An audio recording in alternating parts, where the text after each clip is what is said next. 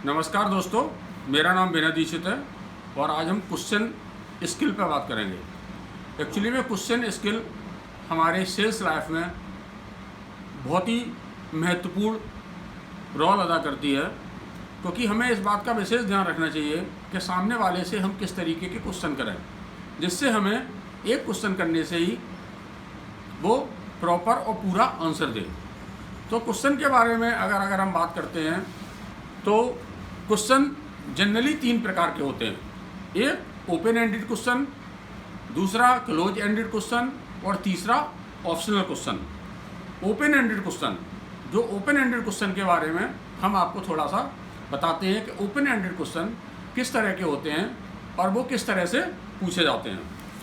तो सपोज करिए किसी हम पार्टी से जाके मिले हैं और हम उससे बात कर रहे हैं और अगर हम क्वेश्चन कर रहे हैं या फ़ोन पे बात कर रहे हैं, तो अगर हमें उसे पेमेंट के बारे में पूछना है तो हम उससे ओपन एंडेड क्वेश्चन के बारे में अगर पूछते हैं तो पूछते हैं भैया पेमेंट कैसे करेंगे। अगर हम ये पूछते हैं कि पेमेंट कैसे करेंगे तो फिर वो बताता है कि पेमेंट हम आपको कैश करेंगे या पेमेंट चेक से करेंगे या पेमेंट हम ड्राफ्ट बनवाएंगे या हम RTGS करेंगे, ठीक है, या हम कहीं से पेमेंट लेके आने वाले हैं, पेमेंट हमें कहीं से मिलना है, तो हम जब हमें वहाँ से मिलेगा हम इस तारीख को लेके आ रहे हैं, इस तारीख को उन्होंने देने का वादा किया है, तब हम आपको पेमेंट करेंगे। अब इस क्वेश्चन को अगर हम क्लोज एंडेड क्वेश्चन करते हैं तो सीधा सीधा आता है कि पेमेंट कब करेंगे। जब पेमेंट कब करेंगे इस तरह का क्वेश्चन है तो ये क्लोज एंडेड क्वेश्चन है, यानी पेमेंट कब करेंगे तो उसने कहा भैया 5 तारीख को करेंगे, तो 5 तारीख को कोई आपका डिस्कशन नहीं हुआ, आपको सही पता नहीं चलेगा कि वो 5 तारीख को पेमेंट तो करेगा, लेकिन वो कैसे करेगा, कहाँ करेगा, किस तरीके से करेगा, तो आप आगे भी उस हिसाब से कन्वे नहीं करना पाते। तो ओपन एंडेड क्वेश्चन ये है कि आप पेमेंट कैसे करेंगे और क्लोज एंडेड क्वेश्चन ये है कि भैया पेमेंट आप कब करेंगे। अगर आप किसी को कोई प्लान बता रहे हैं, सपोज करिए कि आप इंश्योरेंस सेक्टर में हैं, आप इंश्योरेंस कंपनी में काम करते हैं, अगर आप किसी को प्लान बता रहे हैं, आपने उसे 2 प्लान बताए, ठीक है, तो अगर आप ये पूछते हैं कि सर आपको प्लान कैसा लगा, तो वो हाँ या ना में जवाब दे देगा, अच्छा लगा या बुरा लगा। अगर आप उससे ये पूछते हैं कि सर मैंने आपको 2 प्लान बताए, तो वो आपको कौन सा प्लान अच्छा लगा, तो वो ये बताता है कि नहीं हमें आपका पहला वाला नहीं लेकिन दूसरा वाला प्लान अच्छा लगा, और दूसरा वाला प्लान अच्छा लगा कि जो पहले वाले में नहीं है वो ये एक्स्ट्रा चीज़ दूसरे वाले में है। तो ये ओपन एंडेड क्वेश्चन है। क्लोज एंडेड क्वेश्चन, आपको प्लान कैसा लगा उसने बता दिया कि हमें अच्छा लगा या बुरा लगा। तो अगर हमें ओपन एंडेड क्वेश्चन करना है, प्लान के बारे में उससे डिस्कशन करना है, तो प्लान कैसा लगा, कौन सा प्लान अच्छा लगा, जब आप ये पूछते हैं कौन सा प्लान अच्छा लगा तो वो आपको डिटेल बताता है।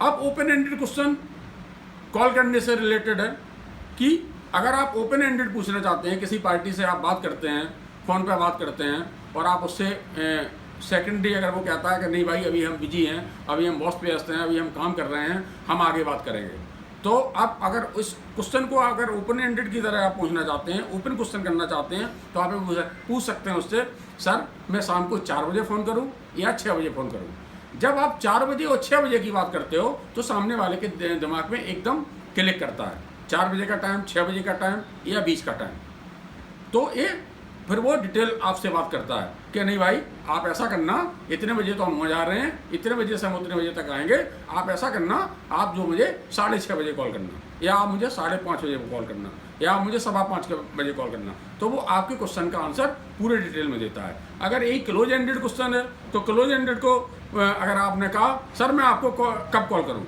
तो वो कहता है जी परसों कॉल करना, या आप 10 दिन बाद कॉल करना, या तो आपका क्वेश्चन एकदम क्लोज हो जाता है और आपको डिटेल में आंसर नहीं मिलता है। सर मैं आपको कल कॉल करूं या परसों कॉल करूं, ये ओपन एंडेड क्वेश्चन है। जब आप उससे कहते हैं, किसी डीलर को आप फ़ोन करते हैं, किसी फार्मर को करते हैं, किसी मित्र को करते हैं, किसी रिश्तेदार को भी करते हैं, तो आप ये पूछते हैं कि सर कल मैं आपको कल फ़ोन करूं या परसों फ़ोन करूं, तो वो आपको एक टाइम बताता है कि नहीं आप मुझे कल फ़ोन मत करना क्योंकि कल मैं बहुत ज़्यादा व्यस्त हूँ, आप मुझे परसों फ़ोन करना, या परसों भी वो व्यस्त है, परसों भी वो फ्री नहीं है, तो वो आपको बताता है कि आप नर्सों मुझे ठीक शाम को 4:30 बजे फ़ोन करना। तो तो ये पूरी डिटेल आपके पास निकल आती है जब आप चीज़ों को मतलब किसी से लिंक करते हैं, जब आप डेट से लिंक करते हैं, टाइम से लिंक करते हैं, दिन के से लिंक करते हैं। अगर इसे ही क्लोज एंडेड करना है तो सर मैं आपको कब फ़ोन करूं, तो अगर आपने कहा मैं सर आपको कब फ़ोन करूं, तो इसका मतलब ये हुआ कि एक क्लोज एंडेड क्वेश्चन है। तो वो आपसे कह देगा ठीक है आप परसों फ़ोन कर लेना, ठीक है आप नरसों फ़ोन करना, ठीक है आप कल फ़ोन करना। तो ना वो आपको एक फिक्स टाइम बताएगा, ना आपको फिक्स दिन बताएगा, ना फिक्स तारीख बताएगा। तो ये क्लोज एंडेड क्वेश्चन है। आप अपने बेटे के बारे में आप किसी पार्टी के पास जाते हैं, किसी नए लोगों से मिलते हैं, तो आप उनसे पूछते हैं कि आप अपने बेटे के बारे में बताइए। तो उसने कहा हाँ मेरा बेटा बहुत अच्छा है, क्लास 8 में पढ़ता है। तो ये क्लोज एंडेड क्वेश्चन है। अगर आप ये चाहते हैं कि आप उससे डिटेल बात करें, आपको कम बोलना पड़े, वो ज़्यादा बोलें, तो आप पूछें सर आप अपने बेटे के पढ़ाई के बारे में और उसके शौक़ के बारे में बताइए। जैसे ही आप ये क्वेश्चन करते हैं कि सर आप अपने बेटे के पढ़ाई और शौक़ के बारे में बताइए, तो वो सब कुछ बताता है। ऐसे पढ़ा वो, उसके इतने % नंबर आते हैं, वो बहुत इंटेलिजेंट है, वो अपने क्लास में टॉप करता है, उसने 2 लड़कों को पीछे कर दिया, ठीक है, उसके ये शौक़ हैं, वो बैडमिंटन खेलता है, वो क्रिकेट खेलता है। तो ये ओपन एंडेड क्वेश्चन हो गया। आपने फैक्ट्री बहुत अच्छी लगाई है। जब आप एक क्वेश्चन करते हैं कि सर आपने बहुत अच्छी फैक्ट्री लगाई है, तो सामने वाला ये कहता है कि हाँ मैंने ये फैक्ट्री लगाई है, मैंने इसमें बहुत मेहनत की है, मैंने कैसे पैसा अरेंज किया, मैंने कैसे जगह खरीदी, इसमें ये परेशानी आई, तो वो आपको डिटेल बताता है। तो this is the open ended question, क्योंकि आपने केवल इसमें ओपन एंडेड क्वेश्चन का मतलब आपको कम बोलना पड़े और सामने वाला का जवाब हो वो बहुत ज़्यादा लंबा हो, उसे हम ओपन एंडेड क्वेश्चन करते हैं। अब यही अगर आप क्लोज एंडेड क्वेश्चन करते हैं, ठीक है, तो आप उससे पूछते हैं सर आपकी फैक्ट्री बहुत अच्छी है, तो कहेगा हाँ जी थैंक यू, मेरी फैक्ट्री बहुत अच्छी है, बिल्कुल सही कह रहे हैं आप, फैक्ट्री अच्छी है, बस। और वहाँ आपकी बात खत्म हो जाती है और उस क्वेश्चन को अपन क्लोज एंडेड क्वेश्चन कहते हैं। आप बहुत स्मार्ट हैं, इसका क्या राज है? अगर आप किसी दोस्त से मिलते हैं, किसी रिश्तेदार से मिलते हैं, किसी डीलर से मिलते हैं, पहली बार मिलते हैं, ठीक है, या आप कई महीनों बाद उससे मिलते हैं, तो आप अगर एकदम आप कहते हैं सर बड़ा स्मार्ट लग रहे हैं, इसका क्या राज है? आपका क्वेश्चन बहुत छोटा है कि सर आप बड़ा स्मार्ट लग रहे हैं, इसका क्या राज है? तो फिर वो बताता है आपको कि नहीं सर आजकल मैं वॉकिंग कर रहा हूँ, और आजकल मैं योगा कर रहा हूँ, मैं मेडिटेशन करने लगा हूँ, और मैं सुबह इतने बजे जगता हूँ, फिर मैं वॉकिंग पे निकलता हूँ, उसके बाद आता हूँ मैं बिल्कुल, फिर उसके बाद मेडिटेशन करता हूँ, योगा करता हूँ। तो आपका क्वेश्चन बहुत ओपन है। तो ओपन एंडेड जब क्वेश्चन आप करते हो तो लोग आपसे इम्प्रेस होते हैं, लोग आपके नज़दीक आते हैं, आपके रिलेशन बहुत अच्छे होते हैं। अगर यही एक क्लोज एंडेड क्वेश्चन अगर आप करते हैं सर आप बहुत स्मार्ट लग रहे हैं, कहता हाँ जी थैंक यू सर, तो ये ओपन एंडेड क्वेश्चन और क्लोज एंडेड क्वेश्चन इस तरह होते हैं। तीसरा है अगर हम बात करते हैं ऑप्शनल क्वेश्चन। कुछ क्वेश्चन ऐसे भी होते हैं जो ऑप्शनल होते हैं। जनरली क्या होता है कि हम बैठे हैं, हम काम कर रहे हैं, ये हमारे साथ जनरली होता है, दिनचर्या में वो डेली आता है। शाम को 4-5 बजे घर से फ़ोन आता है और हमसे कहा जाता है कि मैं क्या खाना बनाऊँ। उस टाइम आप बहुत परेशान होते हैं, इरिटेट होते हैं, आप काम में बिजी होते हैं, आपकी को समझ में नहीं आता, तो आपका एक ही जवाब होता है कुछ भी। अगर यही क्वेश्चन अगर आपसे पूछा जाता है कि शाम को मटर बनाएं, पनीर बनाएं, टमाटर बनाएं, भिंडी बनाएं, तो आप उस क्वेश्चन की तरफ एकदम इंटैक्ट होते हैं, आप सोचने को मजबूर हो जाते हैं और आप बताते हैं कि नहीं भिंडी तो कल ही खाई थी, ऐसा करो आज टमाटर बनाओ, ऐसा करो आज मटर पनीर की सब्जी बना लो, बहुत दिन हो गए मटर पनीर की सब्जी नहीं आई। तो इस तरह के क्वेश्चन ऑप्शनल क्वेश्चन होते हैं। तो हमें इस बात का भी विशेष ध्यान रखना चाहिए कि जब हम सामने वाले से क्वेश्चन करें तो ऑप्शनल क्वेश्चन करें, ऑप्शन दें उनको। हम ये ना पूछें कि आज क्या खाओगे, सामने वाला ऑटोमेटिक बोल देगा जो मर्जी आपकी बना लो, कुछ भी बना लो, ठीक है। तो उसमें ऑप्शन दें। जैसे किसी दोस्त का फ़ोन आता है, जनरली ये होता है यार आज रेस्टोरेंट में खाना खाना है, आप कहते तो ओके ठीक है मैं 8 बजे फ्री होता हूँ, रेस्टोरेंट चलते हैं, 9 बजे फ्री होते हैं, रेस्टोरेंट चलते हैं, खत्म हो गया। आपको इस तरह क्वेश्चन नहीं करना है कि आज रेस्टोरेंट में खाना खाना है, सामने वाले को बताना है, क्योंकि सामने वाले की अपनी चॉइस है, सामने वाला भी कुछ अच्छा करना सोच रहा है। ये ज़रूरी नहीं है कि जो रेस्टोरेंट आपको पसंद है वही रेस्टोरेंट उसे पसंद है, जो खाना आपको पसंद है वही खाना उसे पसंद है। तो ऐसे में अगर आप ऑप्शनल क्वेश्चन करते हैं तो आपको सही जवाब मिलता है कि सामने वाले को आप फ़ोन करते हैं कि यार आज ऐसा करते हैं, आज रात में 9 बजे आर्यन में खाना खाते हैं, या सिटी में खाना खाते हैं, या मैकडोनाल्ड में चलते हैं, या पिज़्ज़ा हट में चलते हैं। तो सामने वाला सोचता है क्योंकि आपने उसे ऑप्शन दिए। जब आपने उसे ऑप्शन दिए तो वो आपको बेस्ट आंसर देता है। कहाँ यार ठीक है ऐसा करते हैं, दाल रोटी या रोटी सब्जी तो कल ही आर्यन में खाई थी, या पनीर तो कल ही खाया था, ऐसा करते हैं यार आज पिज़्ज़ा खाने चलते हैं। तो पिज़्ज़ा खाने चलते हैं, हाँ पिज़्ज़ा खाने चलते हैं, ठीक है ऐसा करते हैं डोमिनोज में पिज़्ज़ा खाते हैं। तो इस तरह के एक क्वेश्चन जो होते हैं वो ऑप्शनल क्वेश्चन भी होते हैं। इन क्वेश्चनों के साथ साथ जो अपन open ended, close ended, optional question की बात कर रहे थे, इसमें ही अपन ये भी है कि किस तरह बात करें। अगर हम सेल्स पर्सन हैं, सेल्समैन हैं, अगर हम कोई प्रोडक्ट बेचने जा रहे हैं, ठीक है, तो किस तरह से बात करें, किस तरह से हम सुने, ठीक है। सामने वाला आता है, कस्टमर है, तो इस पॉइंट पे भी अपन कुछ 2 मिनट डिस्कस करना चाहते हैं। इसमें 5-6 पॉइंट हैं। 5-6 पॉइंट हैं कि कोई कस्टमर है, जैसे आपका कस्टमर है, आपको फ़ोन करके बताता है कि सर ऐसा है कि वो आपके फीड की FCR नहीं आई।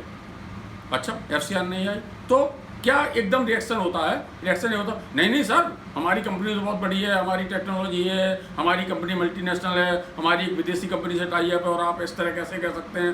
तो आपकी चीज़ें खत्म हो जाएंगी, पिजन्स ऑफ माइंड, ठीक है। आप सामने वाला डिससेटिस्फाई हो जाएगा और वो अपनी बात भी पूरी नहीं बता पाएगा। तो उसका सबसे बढ़िया तरीका है कि सामने वाला अगर कुछ कह रहा है कि सर आपकी फीड की FCR नहीं आई, तो उसे सबसे पहले पूरा ध्यान से सुनो। ये उसका क्वेश्चन है कि आपके फीड की FCR क्यों नहीं आई या अच्छी नहीं आई, ठीक है। आप ध्यान से पूरी बात सुनिए, समझिए वो क्या कहना चाह रहा है, सामने वाले को पूरा बोलने का मौका दीजिए, उसकी बात पूरी सुन लीजिए। आपको किसी तरह से बीच में नहीं बोलना है, बीच में नहीं टोकना है। उसके बाद उसे जब वो बोल चुका होता है, उसके बाद उसे उसके क्वेश्चन का आंसर दीजिए। जनरली ये देखा जाता है कि जब सामने वाला अपनी पूरी बात कर लेता है तो 55% 60% वो वैसे ही सेटिस्फाई हो जाता है आपसे।